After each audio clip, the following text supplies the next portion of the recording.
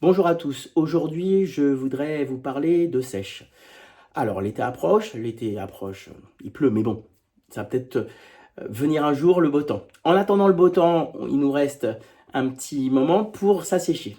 Qu'est-ce qui se passe quand on s'assèche? On réduit l'apport calorique, ok, au moins au niveau glycogénique et au niveau des graisses. Et puis voilà ce qui se passe. Donc dans un premier temps, nous allons utiliser le glycogène stocké dans le muscle. Le glycogène, donc le glucose musculaire. Une fois que ces réserves sont vides, l'organisme va pouvoir puiser dans le gras. Alors faites attention, ne puisez pas dans les muscles, et pour ça, il faut avoir des entraînements courts et un apport protéique conséquent. Votre organisme puise dans les graisses sous-cutanées, ce qu'on ressent, hein, quand on pince notre peau, on ressent une épaisseur, c'est la graisse sous-cutanée. Et puis la graisse viscérale, bien sûr. Une fois que ces réserves énergétiques-là sont épuisées, l'organisme, notre corps humain, a une énième batterie de secours.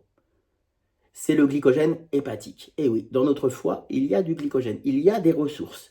Attention, si vous arrivez à cette phase-là, où vous allez puiser dans le glycogène hépatique, c'est que vous êtes déjà sec. Donc, remontez peut-être au niveau calorique, faites des rebonds glucidiques, c'est-à-dire des relâches conséquentes, et puis continuez la muscu, hein. Le tout, c'est de durer, le tout, c'est de ne pas se dégoûter. Donc, voilà les 3 phases de la sèche. J'attends vos commentaires, j'attends aussi que vous actionnez à la cloche et que vous vous abonniez. Et puis, je vous dis bon entraînement à tous, bon appétit et à bientôt.